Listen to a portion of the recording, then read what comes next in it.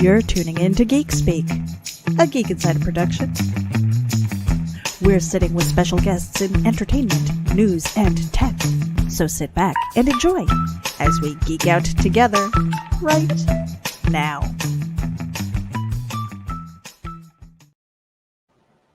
Good evening, everybody. This is Meredith Loughran with my co-chair, C. Michael Lanning, and this is Geek Speak Comics Talk. Tonight, right now in the seat, we've got Jake Estrada. We're going to see if Niall O'Rourke is going to join us.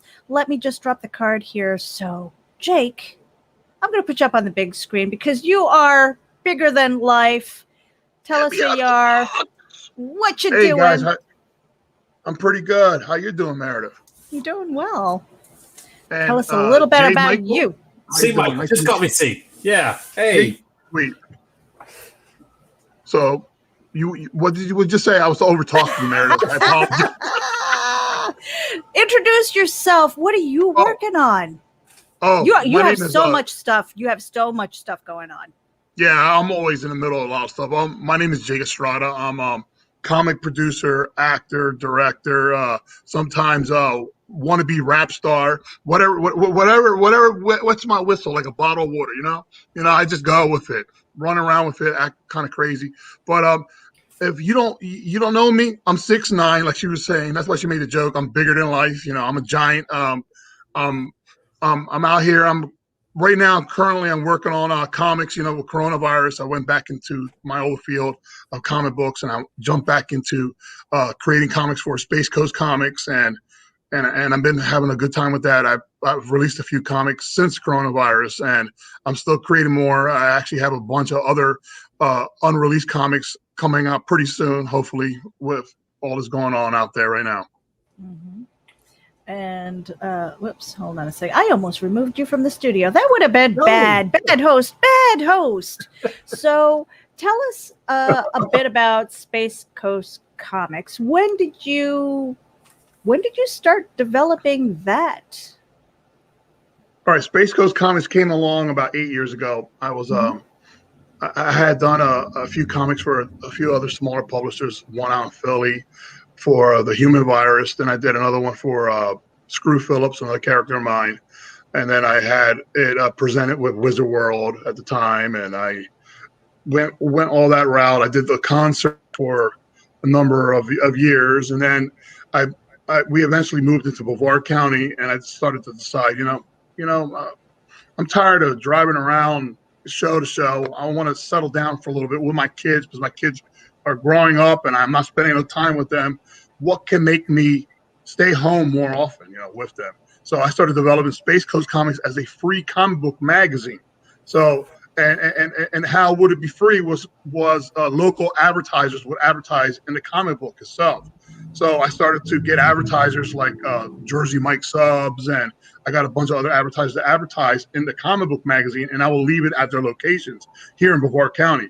And pretty much Space Coast Comics ran that way for a good 4.5, 5 years until there was a small tragedy with our family. I lost an infant baby, and then I just quit.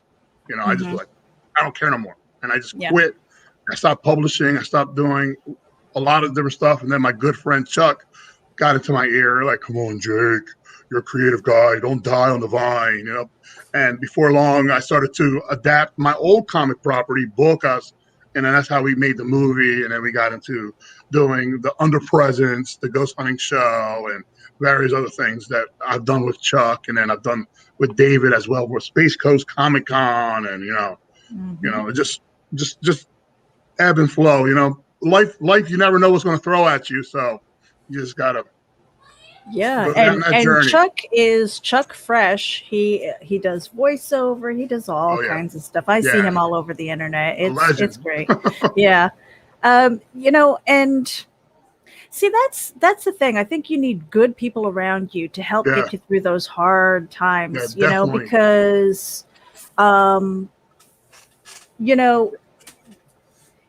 it's that adversity that sometimes it's the well that we can go to to help feed the creativity. But at the same time, it's the same place where we could drown in it, just drown in that darkness of the adversity and stuff like that. And so we need people like that, good people to just, throw a lifeline or know when to kind of leave you alone for a little bit before you can, come out and deal with stuff again. So Space Coast Comics, yeah. So you were really about the hustle there, huh? That was before Kickstarter and all that, right? Yeah, there was no Kickstarter. Kickstarter was local businesses. I would go into the Melbourne Chamber, the Cocoa Chamber, Titusville Chamber. I would go to networking parties. Yeah. If you were selling Tupperware, I'll be like, hey guys, you can put an ad in here, and it could be great, and it could be there for 3 months, and they'd be like, really, tell me more. I would just talk, and I met all kinds of amazing people, and and it was a good business that way. And then I was able to have other artists and had other artists contribute short stories, and it was kind of like an anthology series. We did interviews with people, written articles. We did a lot of stuff with that, and it was a great community effort, and that's where I became great friends with a lot of the local comic shops. They advertised in it. It was distributed through their shops, through pizza shops, barber shops, because that was the kind of the idea for Space Coast Comics for me. It was like, when I was a kid, I found comics in the barber shop and the local 7-Elevens. You bought them everywhere, and I was like, I want to bring comics back to the community that way, so a kid could pick it up for the first time and go, oh wow. And then you see your local comic shop there. Then you go to the comic shop and you're able to pick up Spider-Man and, and grow your passion for the hobby. And that's how I looked at that. It was kind of like a gateway, like kind of a gateway drug, but comic addiction. Yeah. Oh, I feel that. Yeah. I totally get a feel hook. that. Get a hook. No matter. Yeah. So tell us a little bit about the different IPs that you've got, though, because you mentioned Focus. Yes. I've seen Golden Cream Core. Yes. There are a couple of other properties that you've been working on. Tell us a little bit about those. Yeah. So I have Donut Demons, which was a dark satire, about evil donuts killing evil people, and we created that. We did that. It was a tongue-in-cheek comic. Talking donuts are cursing and they're mutilating people, and we went with that whole thing. We had several issues in that, and then we had, like I said, Screw Phillips, which was kind of like a undercover operative, and he went into the town in New Jersey. I hate New Jersey, so I had to be in New Jersey, and then and then we had the Human Virus, which is another property of mine that I've been slowly adapting into a film. I actually was filming that before coronavirus, and then that's kind of a zombie kind of mixed storyline that I created. There was a one shot at the time that I did that for another publisher out in Pennsylvania, and then and then I have various IPs, like you said. I have a few other untitled books yet. I have one that's kind of like, it's going to be like a poetry type of comic book that I'm working on right now, and then I have there's so many ideas in my mind. I'm always writing them out on loose leaf paper next to my bed, because the thing is, I'm laying in bed and sometimes I start talking to my wife in different voices. She's like, yo, bro, what are you doing? Shut up. That's the actor coming out. Yeah. That's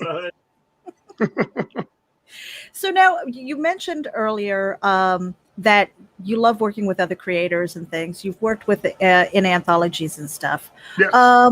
With some of these projects that you're working on, we'll talk about movies in a little bit, but as far as comic books and stuff, do you still have a call out for other creators as far as whether it's submitting stories or if it's variant covers, artwork? I mean, what is your process as far as collaborating with other people? Oh, me, I love working with other people, because the thing is, while I have all these other ideas, and I can even go up to a great friend of mine, Nino Mezzarina, who does the Unbelievable Laundry Detergent Man. I've done work with him, color work, and actually he has a short story inside SCCX right now, which is going to be, reviving the Unbelievable Laundry Detergent Man. There's a local Chicago hero. He's made of soap, and he does all kinds of weird antics, and it's awesome. And his stories have run in Space Coast Comics over the years, and so he's on board with that. And good thing about working with different creators is kind of funny because some guys you can go up to and go, you have to give them a full detailed script. You got to break it out panel by panel. Some other guys you just give them just the bare gist and they just flow with it. And I kind of like seeing the creative process that way, depending on your relationships with different people. They could bring your words to life or their words can explode in your mind. And I'm always looking to work with different people. Like right now, I'm working on a Untitled or a secret project with David Gagliano. So I'm working something with him right now. And what do you mean secrets? Secret. I'm Geek Insider. I want to get inside the geek. I want insider information, man. It's going to be awesome. We'll just start seeing some artwork for that in the next few weeks. I'm hoping. So right. He gave me a script. It's awesome. This guy. He's an awesome writer. I love the stuff he writes. And I'm constantly talking to different artists and different writers. And I've been friends with a lot of these guys. And depending on their time and their schedule too. But then on top of that too, I'm also a hard guy to get along with. Most people hate me. They see, Jake, why aren't you talking? I don't hear you. I'm way up here. I know. I'm talking to your kneecaps. It's just like, hey. So I am going to pull up your crowdfund here. Let's add that to the stream. Yeah, and I also did something right there. There's a exclusive package for Geek Insider Geek Speak right now for 72 hours. They can get 2 issues for $10, which has SCCX #1 and has the Demon in the Spacesuit versus the Unbelievable Laundry Detergent Man. You know what? And I was looking at that and I was like, oh my gosh, I was laughing my ass off with Laundry Detergent Man. I was just like, what in the world? I mean, that's like zany, and it just feels like right up your alley. Having been able to hang out with you for a little bit, Space Coast Comic Con, I think it was 2020. It was last year, right before the world shut down. We snuck right in before it got us. Yeah. And I'm telling you, I think it was Jake. I know. I just went, and that 7 foot spit has a huge range, man. Right? I was like, all over the place. So let's go through the campaign a bit here. Stretch goals. I mean, congratulations, you reached goal. Let me scroll back up here again. And how many days have you got? 22 days. So you've got plenty of time to get here. 23 backers, $1,000 goal. To try and get this out. Now, how far are you as far as like artwork and getting that printed and out to people? So the issue is completely done. The artwork's done now. Mm-hmm. The only thing we were waiting for now is once this is done, I'm just going to send files. Probably on that night, the moment it closes out, I'm going to send files to the printer, and then it becomes a waiting game with the printer, and then you get nervous with the printer, like, oh no, they're not going to mess it up. No matter how many times you do that, you always have those fears, when it comes to the printer, because that's not in your control no longer. Yeah, there it is, Geek. It's Geek Speak exclusive. 72 hours. Started 15 minutes ago. Get on there, people. So tell us a little bit about Demon in a Spacesuit versus the Unbelievable Laundry Detergent Man. All right, so that looks hysterical. Demon in a Spacesuit versus the Unbelievable Laundry Detergent Man. It's a comedic book. It's drawn by Nino Mezzarino. I wrote the script and I do the colors on the book. And so basically, the Unbelievable Laundry Detergent Man has been a running character for years out in Chicago. It's been popular. Nino's been publishing that comic for about 20 years. And then I was able to bring him on into this SCCX, but I've known him for, forever. And I can't even tell you, how long I've known him. It's just one of those things. I've known the guy. And so I was able to bring him in there. So the story takes place here in Brevard County. I was able to bring him down. So his character, Jose, decides to come to a Comic-Con in Melbourne, Florida. And as he comes down, he's looking for a fabled comic book that he's always looked for at a Comic-Con. And then the next, the Demon in a Spacesuit, Spacey, he starts wandering into the Comic-Con just to start trouble, because this character, Spacey, is a time traveler. Not so much a time traveler, but he's traveling from alternate dimensions, and every dimension that he comes from, he ruins it.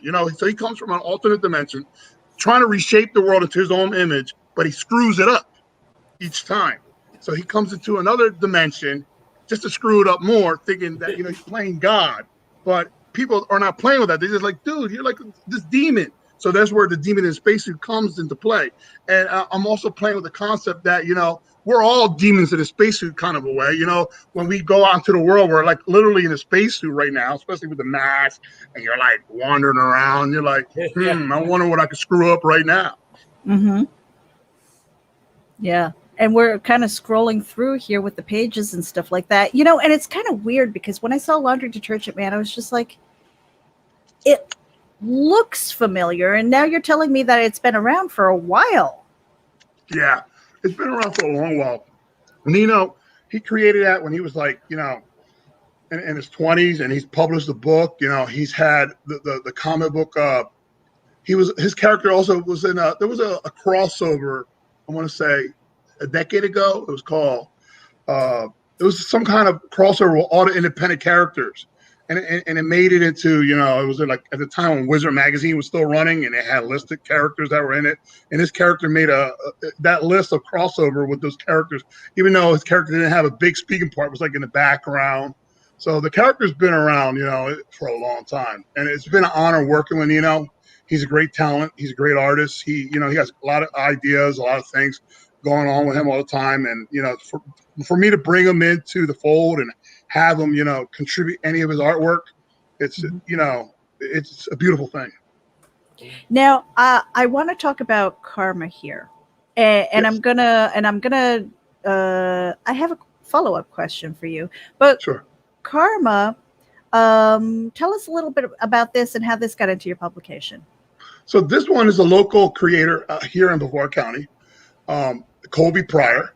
He actually contributed a short story a number of years ago to Space Coast Comics, and I reached out to a lot of the former creators, letting them know that I was coming back with another anthology series for Space Coast Comics, but under the new rechristened banner SCCX instead. And he contributed the story to me, and it seemed interesting enough because I just shared a page there because his story is a short story, so it's like 4 or 5 pages long in the book. And I was like, and I read through it and I loved it. And I was like, okay, awesome. Let's go with it. So that was one of the stories that he contributed. But he told me he had a bunch of other drawn stories from other creators that he's collaborated with. Mm-hmm. And so here's the follow-up. Because just a little insight. I actually wrote a story called Karma, which nice. C. Michael Lanning did the art for, and nice. That is in the first issue of Continuum Comics. And so the question is, okay, in a world where there are really no unique ideas, there's a unique way of presenting things. How do you get past the idea of, oh my gosh, like maybe I shouldn't do that because there's so much of that out there, or you're afraid of, some people are like deathly afraid of plagiarism. Some people are like, they don't care. They just kind of do it anyway. But having that out there, that there are no unique ideas, how do you make your voice unique? What makes you stand out? I used to worry about that a lot when I was first starting out doing comics. I think every creator, when you're first starting out, you're worried about someone stealing your ideas. You're worried about someone, taking your ideas, and you have to go through that hurdle in your mind almost to understand that, like you just said, no idea is truly 100% unique. If you thought it, someone else has probably thought it. Maybe another 10 people have thought about the same idea, and then, even though if they thought about the idea, did they think it exactly like you, and then you got to start breaking it down. And then, you do got to do your research, and you start, looking around. Is someone else doing a Demon in Space Suit story? Is someone else doing a Donut Demon story? Is someone else doing a fallen angel who's 7 foot tall story? You know, you start going through those things, but then and I guess as you progress as that creator, you worry less about that and you just do it. You know, as long as you're not calling the character Spider-Man. Right. Because I mean, especially these days in comics, I go to comic shop a lot, and I go in there and I'm like, wow, that character kind of looks like Spider-Man. Interesting, and Yeah. and I open up the book and I'm like, okay, it's kind of like Spider-Man, but it's a little different, and you go with it because you understand it, everybody sort of like even Robert Kirkman's Invincible, he's kind of like, the guy's an alien, the dad, and it's kind of like Superman storyline, and it kind of feels the same way until it's not, Right. So it's kind of like, and I tell it to a lot of people, you do got to get over the fear of someone's going to steal your idea, because you got to understand that your idea may not be 100% original, and you kind of got to go with it until someone, I guess, slaps you. Don't do that no more. I'm going to sue you. Mm-hmm. Mm-hmm. Yeah. When it starts hitting the pocketbook is when I think a lot of people start paying attention. Yeah. So now this is a fun cover. Ted Davies. Mm-hmm. Yes. And we've got this. Now this one I saw because I love skulls. So I'm going to tell you, I backed this one. I wanted this cover. Dominic Perosi. He's awesome. Mm-hmm. I love him. I love that dude, man. And so now, are you still, as your campaign goes, are you still looking for alternate covers? Is it something that you're kind of limited to covers? No, I'm not limited. I mean, if someone were to come up with an awesome cover idea and they pitch it to me, I'm all ears. I'm about constantly working, and if not for this, for issue 2 or issue 3, and I'm still looking for people willing to submit to Space Coast Comics, SCCX. I'm looking. I'm constantly looking. I don't have no shutters. I'm not a racehorse now. Like I always say, I'm just like, I'm all eyes. I'm all ears. I'm here. Mm-hmm. So let's kind of go through the creative team. Bocas. See, I know Bocas, and I saw the movie too, by the way. Fun stuff. Tell us about your films. Well, my films are kind of like I want to say they're just like love letters to myself and to the world out there. Kind of me telling a tale, kind of trying to like warn people about the dangers of the world, but at the same time, I'm having fun. Like we did. We've been working on Zoom. Meredith has a role in that, and that's kind of was a message about the world that we're living in today. Everyone's social. We're all online. We're doing that, and meanwhile, there's the Zoom time killer going on in that film. And then Bocas, like you said, is based off the comic book property that I actually originally created with my father years ago, who was the original model prior to me becoming Bocas in the film and me becoming the model. And then we have I did a short story about a supernatural haunting, which tied into eventually doing what I'm doing now with the Underpresence. If people are unaware of what the Underpresence is, that's a ghost hunting show. We go around, we get EVPs, we try to solve the mystery of like a lot of different things. Like here in Rockledge, they have a place called Ashley's. It's a diner, and they claim that it's haunted, and they claim that it's haunted by this girl that was murdered there and everything like that. I don't think she really was murdered there. I think this diner took that story and implemented it into their diner to make the story more interesting. But there is stuff going on there. But what's kind of funny is that they claim that she was haunting this diner, and then me and Chuck, we went to this place in Cocoa, and behold, we actually got messages at this brewery saying that the girl was there instead. It was like, what? Yeah. Wow. She travels. That's what that is. Yeah. I was like, man, she must be, with a suitcase flying around all over the place. That or she was really thirsty. Yeah, she must have been, man. I was thirsty that night. So is this a YouTube channel or? Yeah, it's a YouTube channel. You can go find us on the Underpresence. I don't know. Let me see if I can find a link and shoot it up here. Yeah. Let me see. I love stuff like that. I watch that kind of stuff all the Oh, time. well, you know what's funny is that, okay, so we were at Space Coast Comic Con and you guys had a panel for the Underpresents and they were Yes. showing off the equipment and stuff like that. We were in the room and I swear to you, I was there. I watched. Yeah, you were this. there. I was there. There was a woman in the front row who just basically had her arm out like this across the other chair. But there was a butt print Yes. in the chair, but no butt. Oh, Yeah, it was God. like that was awesome at that. Yeah. And it was just like, what is that? Because it picked up the heat signatures and things like that. So like there had to be heat generating for that to happen because they literally went around the room and said, nope, like that. But there was a butt print on that chair. Somebody was visiting us from the afterlife there. And that room was cold. So like anybody who got up from the seat for any amount of time, just not even a minute, you would have seen that. That would have really been fast. Yeah. So that was kind of crazy. Mm-hmm. Awesome.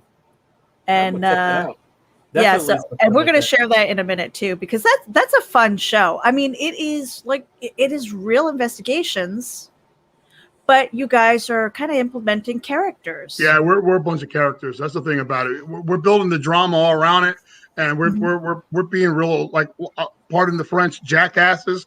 We're running around acting like buffoons, arguing back and forth. But meanwhile, all the EVPs that we're collecting, all the data around it, it's all real, And it's like, and then some people are like, "No, that's fake." I'm like, no. The actual investigation part, that's all real. The equipment, all that stuff, and we're just being characters inside an environment just to have fun. Right? Yeah, bring kind of a presence to it.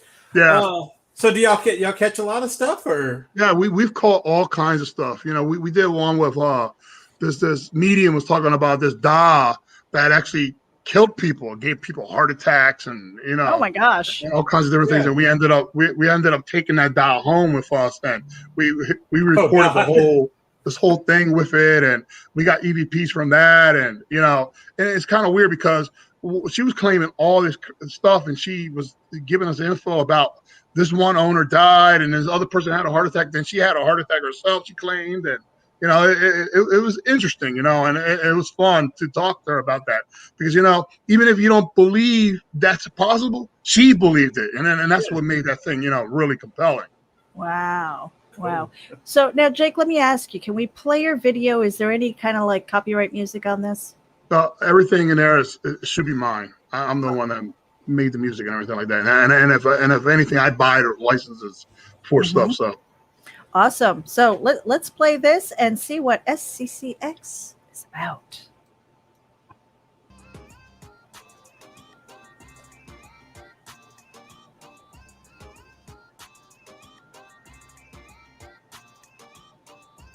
Hey everybody, Jake Estrada here. How you doing? Talking about the Kickstarter, SCCX. SCCX is an anthology series that has short stories by me, Nino Mezzarina, and Colby Pryor. One of the first stories up in SCCX is Demon in a Spacesuit. That's right. The classic, iconic villain from the classic Space Coast Comics anthology series returns. And it's hot, guys. I mean, truly hot. If you don't know Spacey, well, you need to get yourself caught up. And I have awesome rewards and everything like that in this Kickstarter that you're going to love. You can pick up the entire classic run, Demon in a Spacesuit.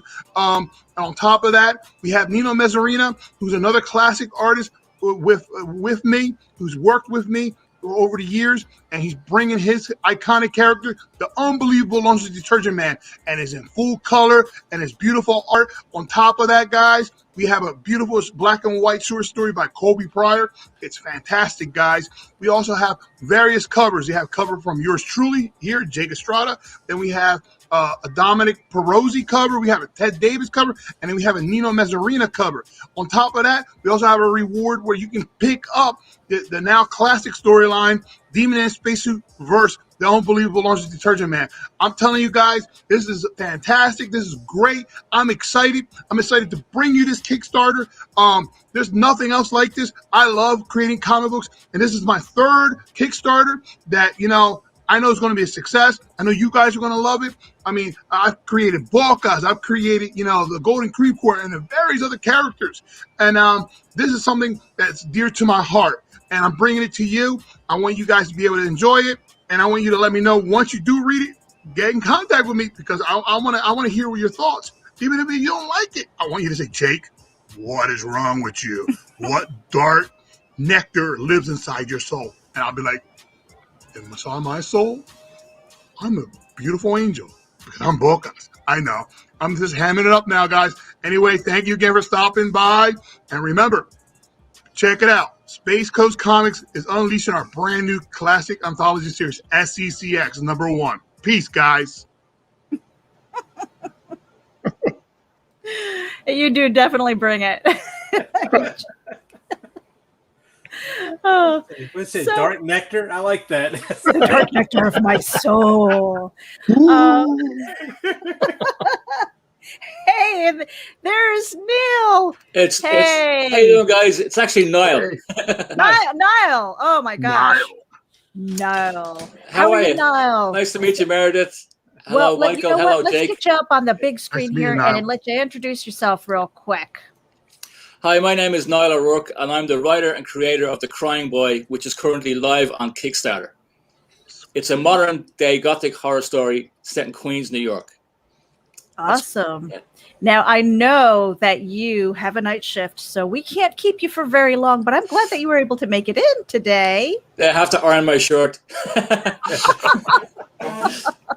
So, have to put the tie on and get ready to go, you missed a bunch of our earlier questions, but that's okay because I do have your campaign up here. We could talk about that real quick before you need Sure. to go. Tell us about The Crying Boy. What was the motivation behind it? What was, how did that come to you? So part of it was, I guess, one of the biggest things was we have this creepy picture in our apartment. My wife found on the street, and it's of a girl. And We were it just looks- talking about creepy. Yeah, and I'm like, I'm not putting that up on the wall. So it kind of came from that, and it's been gestating, I guess, in my mind for a long time to tell this story. So before I even talk about it, though, I have to thank Rob Moran, who's the artist on this project. Without him, this wouldn't happen. He's a superstar, and he took this from an idea to where we are today. And I also have to thank my wife because she's the editor and she's putting up my bullshit. Yeah, that's okay. So what is that like? And Jake, I'm going to ask that to you too. If you guys work with your spouses, what is that like?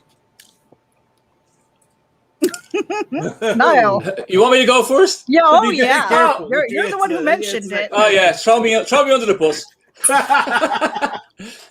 I'm going to write the handbook on this, right? The Idiot's Guide. No, it's great. Well, just briefly to talk about my wife, because she's probably going to kill me if I mention her, She's in there biting her nails in the living room. What are you talking about me for? It was great because she's a creative person too. She's a filmmaker. She's a professor, She's awesome, So, it's great to have someone like that on your side, Mm-hmm. Kind of like be the guardrails of your mind, I guess, instead of going from 100 miles an hour, someone there to slow you down, make you walk instead of going crazy with your ideas. Be a little more grounded. Yeah. This is my first Kickstarter, my first project, so it's Okay. Very cool. going good so far. I mean, this day 3 or 4, I'm 50% funded already. That's amazing. Yeah, Yeah. that's really good. Yeah. Jake, what about you? Do you work with your spouse or significant other? And here I do all the time, but out there, no, she'll probably murder me. No, it's not easy. I mean, not in comic books. My husband kind of does his own thing. He doesn't understand the creative side necessarily. I mean, he appreciates art. He loves storytelling and things like that. But kind of mushing it together, it's not a medium that he's always been interested in. But we have worked together. We were in food service, so 7 days a week. Food service is a tough job, that I know. Oh my God, 7 days a week. Did it for 20 years. Yeah. Yeah, 16 hours. I was a bartender for 20 years. Yeah. Mm-hmm. Tough job. not easy, and there were times when, even though we were working together, it was like, I kind of missed my husband because it was always like on, you were Yeah. on for business. You were there in front of people. And I can imagine that if you guys are going to conventions together, you kind of have maybe your role. Maybe somebody's the front man and somebody's taking care of the money or making sure your inventory is good and stuff like that. So it's almost like that business partner, Yeah. Mm-hmm. I mean, if you go work with your partner in the food sector, I mean, God bless you, because you got to deal with all sorts of headaches. You got to deal with people and you name it, Now, Niall, tell us a bit about some of these covers. Some of these are striking covers. I'm glad you asked that, because the first one you see there, the one with the lady running towards the camera with the child, that's actually by a Brazilian artist. His name is Lucas Meyer, and I found him on Facebook, totally out of nowhere. I think he's going to be a superstar because he just did a Superman sample. He's working with his agent, and he's pitching it now at the moment. I think this guy's going to be huge, Yeah. The second cover, Christian DeBarry and Simon Goff. Simon, I hope I got your last name correct. No, didn't massacre it like I did yours. Right. It could be Simon Go. I don't know. Simon Goff to me. There you go.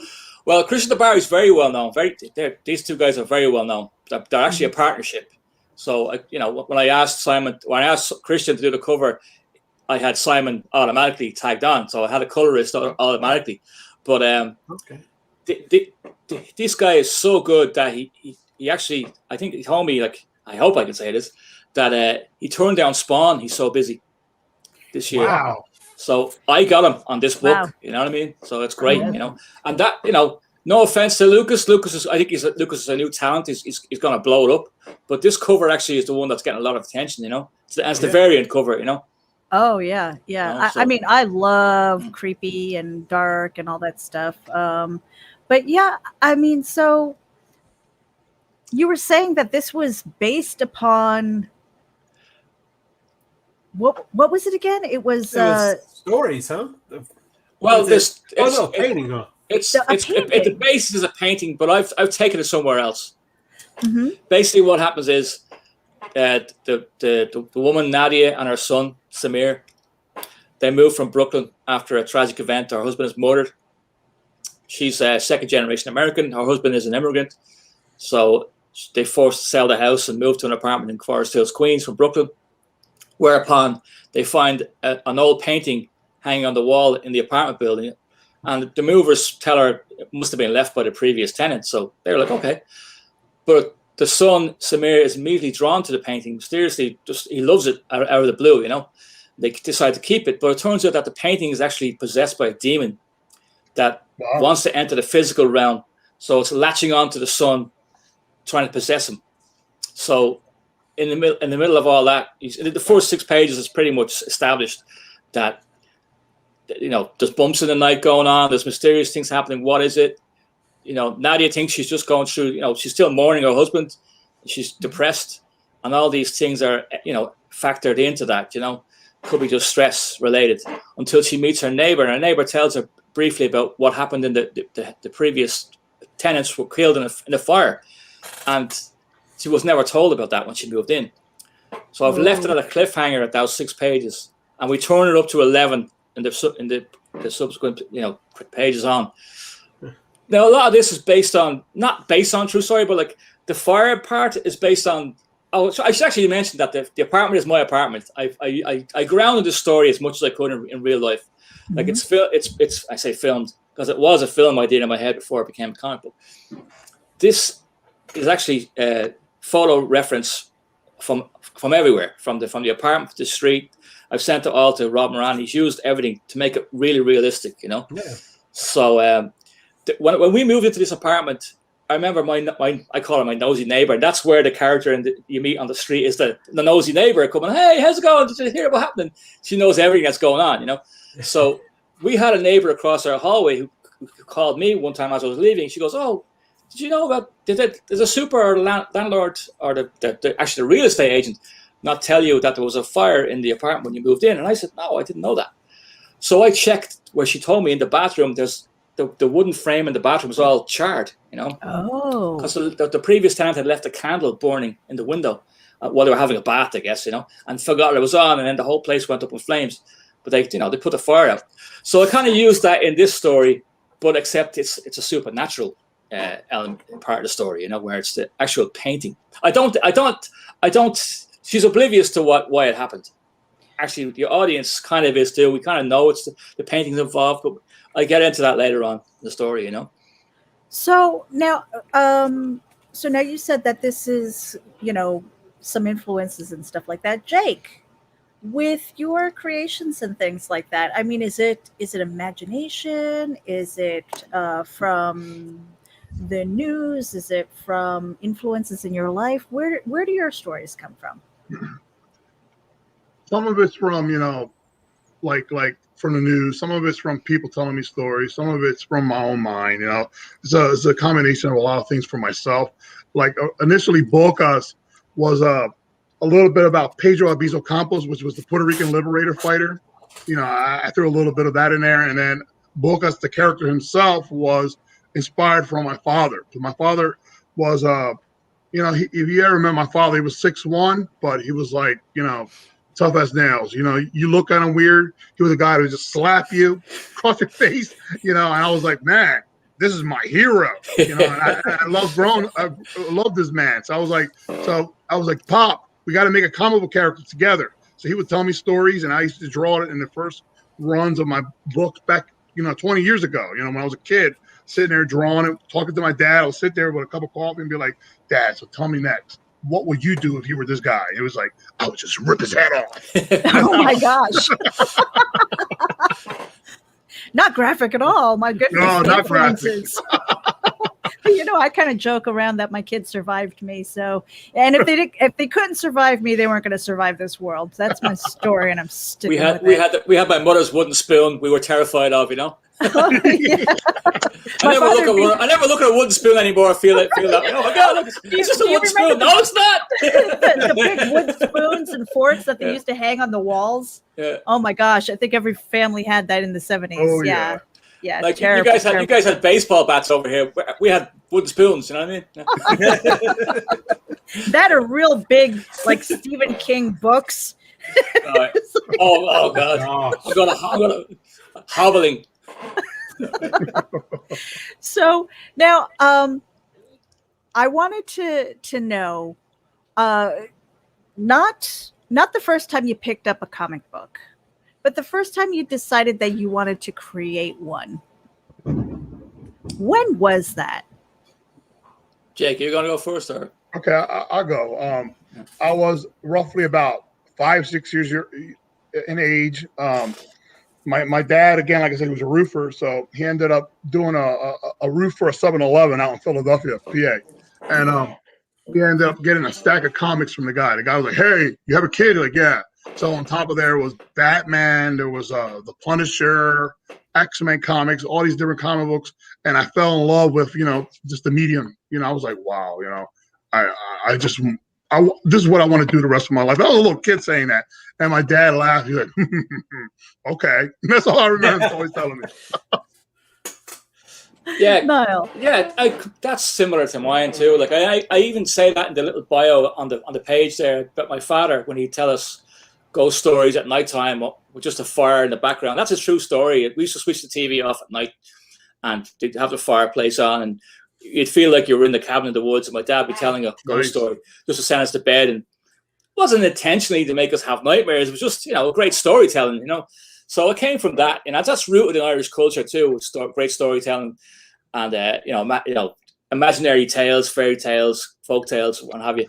So going back to what you mentioned about comic books, growing up in Ireland in the 70s, we weren't really exposed to American comics in the format that they are now. We were like Marvel UK were putting out reprint editions, oversized reprint editions. Sorry, so you'd have stacks of them. And then, you'd have X-Men, Spider-Man. Sometimes it'd be all, in one issue, a compendium, I guess, And then, of course, the British comic scene exploded when you had 2000 AD in 1977. Judge Dredd, that's what came from 2000 AD. You had some really great writers that are still around today, obviously. But, I mean, they had a huge influence on the American market too, you had like Alan Moore, you had Grant Morrison, you had all the big names, even the artists like Simon Bisley, Steve Dillon, Brian Bolland. They all came from that 2000 AD, that magazine. So it has a huge influence on me growing up. And it was, punk rock comic book, like anti-establishment. And that kind of led into, that led me into back into American comics, because in the mid 80s, you had an explosion of like comic book stores in Ireland. You had like Forbidden Planet opening up. You had like Virgin Megastore had comic books. So you had more access to them then in the 80s than you would in the 70s, where, as I said, you were just, given like reprint editions of older, like classic Marvel, like Golden Age stuff, But so it came from. So I guess it came from 2000 and led into like where I would have jumped on the comics seriously around the time Dark Knight came out, and like The Watchmen. So I came from that generation, So that kind of, great storytelling kind of said, you know what, if you have an idea, it really has to sell. So I get back to why, like I'm an aspiring artist myself, and I sent you some samples, but people will say, well, why didn't you just do the whole thing yourself? And I said, I could actually sit down here and draw this whole story myself. But the problem is, I don't think I'll be taken seriously enough at the level I am right now. So I said, you know what, let me get somebody who's really good and open all those doors. Let me be taken seriously, bring everybody with me. So win is a win, So that's where I am right now. And, I saw one image of Rob Moran's artwork years ago. I said, this guy's really good. And he just got better and better. And just by pure luck, well, it might be down to 2020 being a crap year, people were out of work and stuff, whatever. Yeah. But he hadn't got a gig at that time. And I was lucky I got him. Boom. Yeah. So that's why here we are. And this was actually this all only happened in February, believe it or not. Wow. So, okay.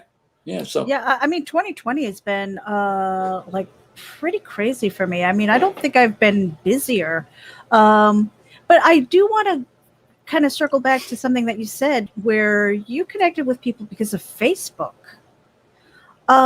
Where else are you finding these pool of creators to work with? And that's for both of you. Jake, I had the last word. Go ahead. The cat wants to talk as well. His name is Felix, and he runs away from me. Oh, Felix. But Facebook, Instagram, TikTok. You find people, anything that's social. Wherever you're at, you talk to writers, artists. There's where I'm finding everybody, and then everybody was in the same boat. We're all locked in. We were all doing stuff. We were all doing podcasts, online cons, meeting new people that you never would have met any other way unless you were locked in online. Yeah. Yeah, I'm a relative newcomer to the whole scene, but I mean, submitting artwork, I've been doing that on my own. But as far as doing this is my first foray into it. Finding artists and stuff like that. Facebook, Instagram, that's as far as I go. I'm social as a person, but online, not really. You know what I mean? Like, I don't do Twitter, I don't do TikTok, I don't do any of that stuff. I'm like, I couldn't be bothered. I just do Facebook, I just do Instagram. I know I'm probably limiting myself by doing that, but that could change. Well, I don't know, because when I started to really kind of investigate comic books, first as somebody who was interviewing you guys, but now, trying to script out, make books myself and things, trying to find all of these groups. And there were quite a few that were very negative to new people. And so how do you weed that out? And when do you say when and go, not for me, and stop accumulating them, but maybe just start, culling them from your lists? How do you do that? The first day. First day, Jake. I don't like you, this group.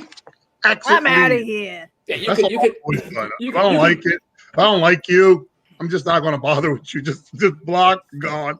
You can get despondent because of that, and there's like a feeling that there's a lot of gatekeepers in this industry, like there is in every industry, I guess. It's a lot of clicks and stuff like that. But you know what? If you believe in what you're doing and you like it, and first of all, you have to like it. I guess you have to enjoy it. Like, I'm not in this for money. Is there any money? I don't know. You know, we just want to create it, you know, and to hell with it. You know what I mean? That's what everyone. I mean, if you ask those guys or, you know, anyone in those positions that are giving you a hard time, they did the same thing you're doing. They had to break into it somehow. You know what I mean? So that's the way I look at it. You know? Yeah. I mean, it's and I think you're right, Jake. You know, I think on day one you kind of know, because if you go in there and you're asking a sincere question, not asking for free work, but saying, where do I start? And you're mocked for it. It's like, how is this group helping me? You know? Yeah, they're no good. You just leave, you know? Yeah. Because it's usually the people who don't know anything exactly anyway, respond to you. Right. Michael, we haven't heard from you up there. What's going on? No, I'm listening. Because every time I come up with a question, y'all answer it for me. So See, that's the best thing about, that's why we have good guests. Because you're gonna tell me at the end of the show there wasn't another guy. What are you talking about? You saw a ghost. Oh, there's something going on here. The underpresence is here. The underpresence is here, actually. So it's kind of interesting because we have Jake over here who does the supernatural the EVPs and stuff like that, and then you have your crying boy and everything. So it's kind of a supernatural thing we have going on here. So I'm just sitting back listening. So, but the painting's not a boy. That's the thing. Dun, dun, dun.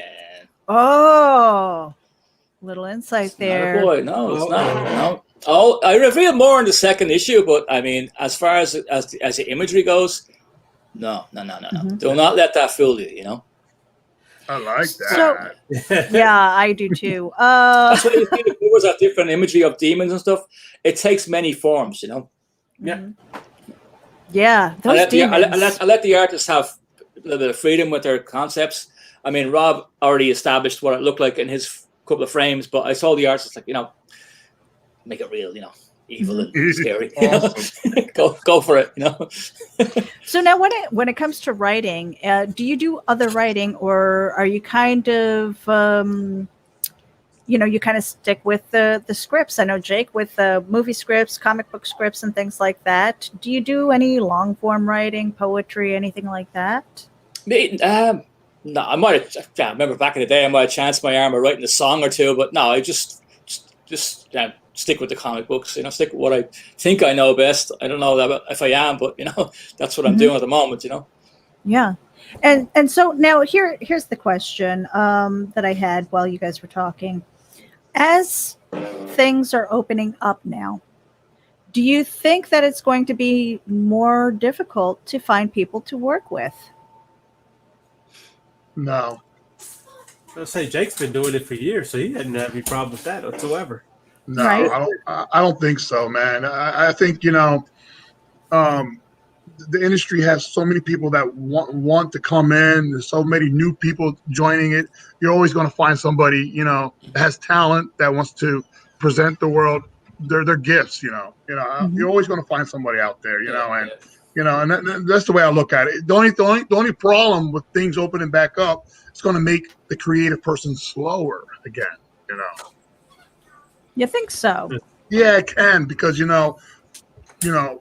right now, with the way things were, a lot of people didn't have their day job anymore, and this became more of their day job.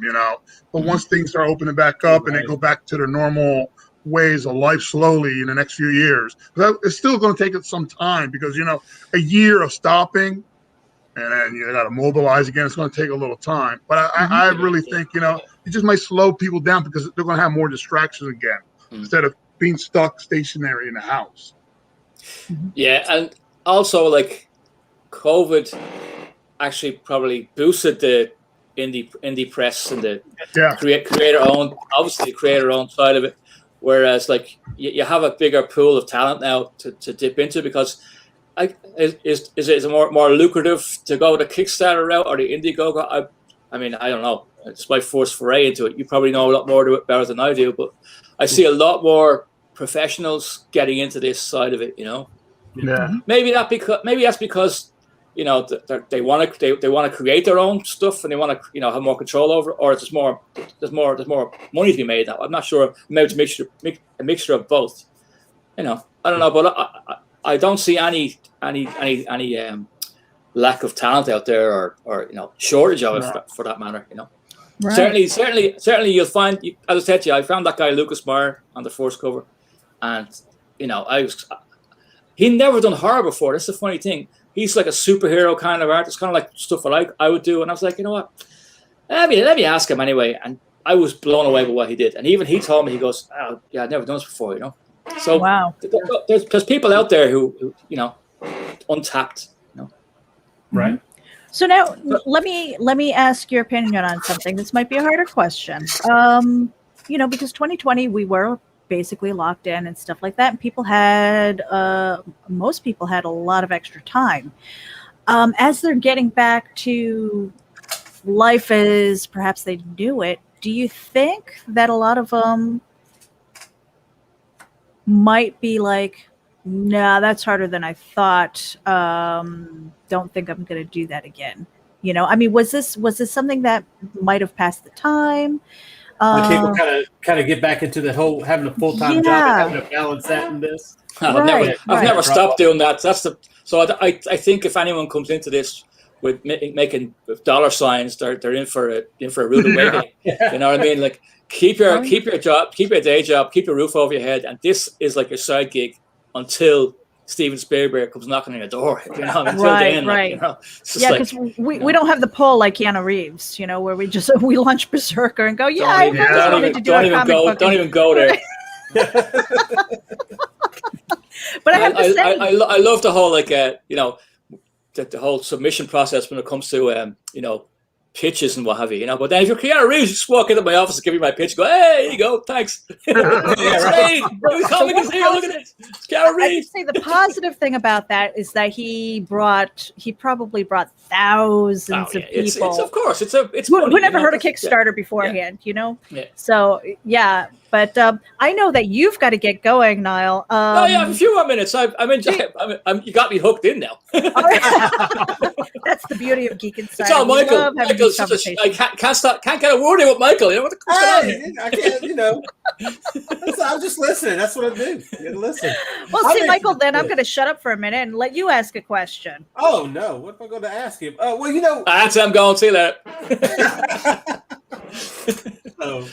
Let's see. Do I have a question? See, you already talked to me about how you got Rob Moran. You already. So, Jake, you got sorry. I actually have to mention one other person, and that's Dave Lentz, the letterer, and he's awesome, man. He's been a real great help on this project too, So, Dave, I remember you. Nice. So, Jake, you've been doing the art thing for a long time. Was comics the first thing that you started to do? I see, like when you were younger, you kind of got involved in the arts and theatrical production and stuff. Was it movies that started you were interested in first, or was it comics? Or I have to give a lot of credit to my mom and my dad. They saw when I was a little kid scribbling on the wall, and they're like, no. So they put me into a place called a lighthouse, which was like literally like a lighthouse type of building in the middle of the urban city of Philadelphia, right in the hood. And that's where we lived. So they put me in there during the summer. And my love for art and theatrics and everything that came from that place. They would go and just be like, create a character, and we would create characters, and we would reenact them, do all this acting, and all this kind of stuff. So I always knew at an early age, I love the entertainment field, be it comic books, be it acting. And as I grew older, I was always dabbling that in high school, and then I did that in college. I worked for the drama club. I was, lighting and all kinds of different stuff. So, that's always been in me, entertainment, be the show, be the loudest one if you have to. So do you find any difference in the way that you create a character for, say, a show or create a character for a comic?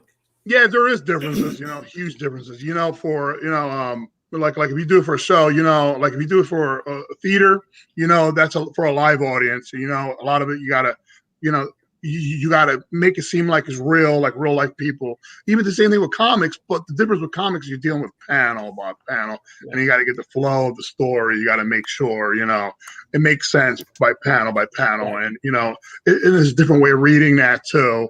As the movies or on theater, that's you're seeing that happening live before your eyes, and then if you go into doing movies, then there's a whole nother process for that too, because then you're editing this thing to try to make sense for it visually too. So, but kind of like on some other show with Meredith, I got an argument, a little squabble with somebody about how a film script was similar to a storyboard, and I don't want to go down that route right now. Oh no, that's a huge argument right there. Yeah, that was something, but to a newbie that's trying to understand comics, it's kind of similar, but it's different at the same time. But to learn how to write the scripts and break that down, you do got to take different approaches, and a lot of it, there's books on it and there's tutorials on it, but ultimately you kind of got to do them to start understanding the flow of it. Well, now you said that this was going to be a movie script and you turned it into a comic script. The story I have. Yes. I mean, I always said it would make a great film. It would fit nicely in with like the Conjuring franchise. Yeah. It's a course painting. I can see that. It could be locked in that room. I mean, are you listening, Blumhouse? Well, because it's got that. I can see just from the artwork, it has that shadow feel to it. That out of the corner of your eye kind of thing. Well, which is what I enjoy a lot. That's why I got Rob. He's like that's the feel I wanted, and I wanted that that boots on the ground, that street feel as well. So you're going to see a lot of that in the rest of the comic book. I have this really cool scene coming up on a subway, and I can't wait to show it. Oh boy, that sounds great. Now, so with the Kickstarters going on, a lot of people kind of think that just because you've got a Kickstarter going on and however many days that you've got it scheduled for, that work stops there. No, it doesn't. So when you're not trying to promote and getting on shows and things like that, what are you working on next? What comes after the Kickstarter? Jake, you wrote the book. What comes next, especially if it's a continuous story, you're still working on artwork for the next book, working on meeting more people to, come join your team. Then, you're also thinking about what printer you're going to use to print your books. And then you're thinking about, shipping supplies, it is nonstop, depending on, what you're doing for your project and other projects. Because, the way I look at it, like you just said, you're never stopping. Somebody might think, oh, they're done. They're resting. No, there's no such thing as a rest for a creative person, where we like Niall just said, we're doing it because we love this, and your love is making you cultivate more stories and more ideas, and you're digging deeper and deeper, and before you know it, you're 9 feet deep in this. And you're like, I ain't getting out. Yeah, and I actually at the beginning of this, I thought about doing a two-story book, two separate stories. I said, you know what, just stick with the one because it's going to be too complicated.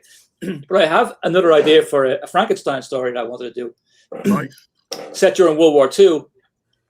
Some little, a different take on it, But as far as that goes, that's down the road because I think this is a series I want to pursue. The Crime Boy. There's a lot more stories I can tell. This painting's been around for, it's ancient, so I can tell a lot of stories with this, And the second issue, I actually do a backstory of the painting and delve into where it came from a little bit, not too much. I don't want to go down the road of like the remake of Halloween where you have to show every single piece of Michael Myers' backstory. Oh golly, I know. Yeah, I don't want to do that. I want to give a bit of mystery to it, leave a bit of mystery to the story, But I do go back in time, and I show you why I said before it's not a boy. It's. Something I don't want to give it away, you don't want me to give it away. No, because I love those. I want your $5. I don't, but cliffhangers drive me crazy. You know, I love a good ending, but when I'm wanting more and I can't have it until the next thing, you know, until it's created, I'm like, oh. I mean, it's the best thing that a comic book creator can have. You know what I mean? We don't have the big budgets of, you know, TV and movies. We have to give you a cliffhanger to come back for next week's issue, next month's issue, whatever it is. You know, that's it's always been the case. It's the comic books. That storytelling has never changed. You know, it's always been that way. You know. Yeah. And see, Michael, do you have any other questions? Because we kind of blew past our hour. It went by pretty quickly. That's because I have an Irish guy here. Put the kettle on now. We'll have tea. We'll talk more. I'm married to one. Last name is Loughran. There you go. I figured. No, I'm good. Jake was going to say he's the only Irish guy sitting here. Right. So now with being Geek Insider, we usually have one final question that we ask our guests. Jake, I'm not sure if you answered this already because you've been a guest a few times, but I'm going to ask you anyway just in case your answer changed. Okay? So, gentlemen, if you could go back in time and give your younger self one piece of advice, what would it be?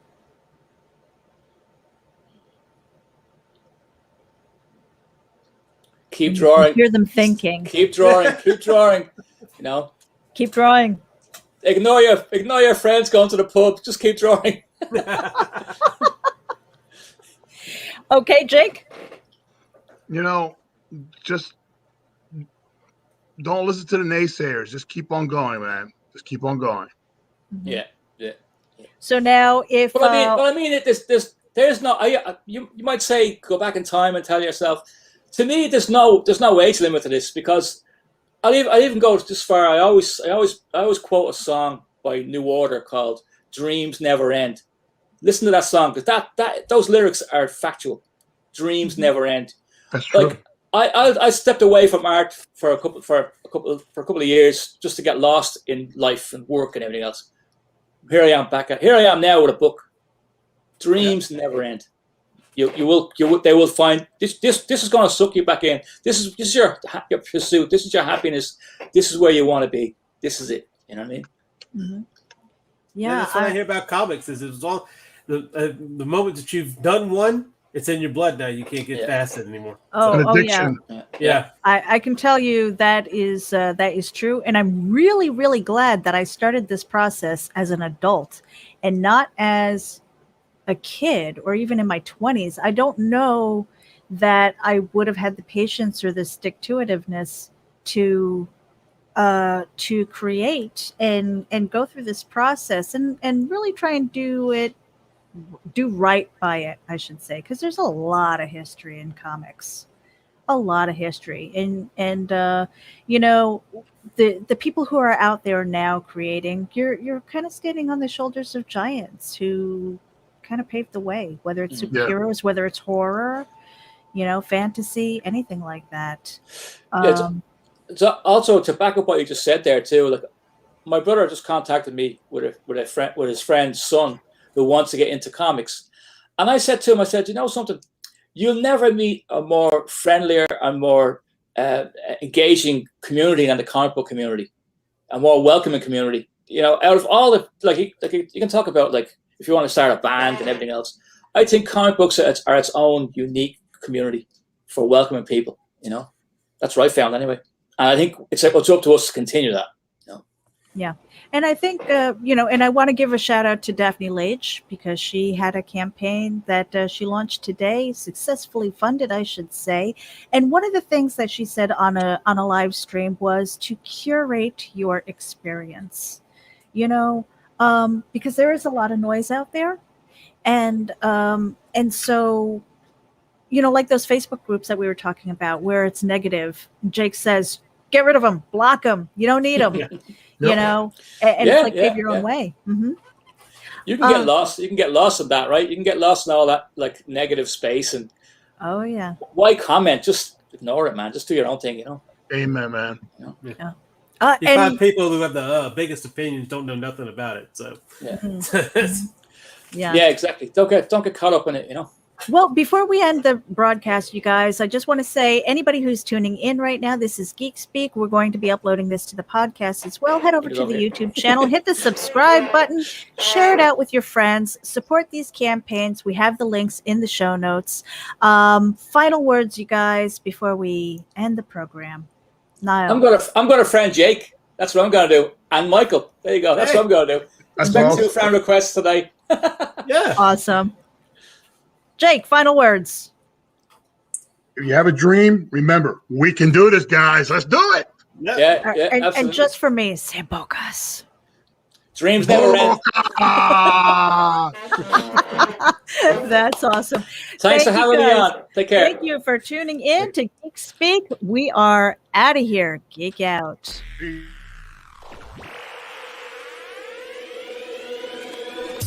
At Geek Insider, we foster relationships with those in the geek sphere so we can give our audience this insider view of entertainment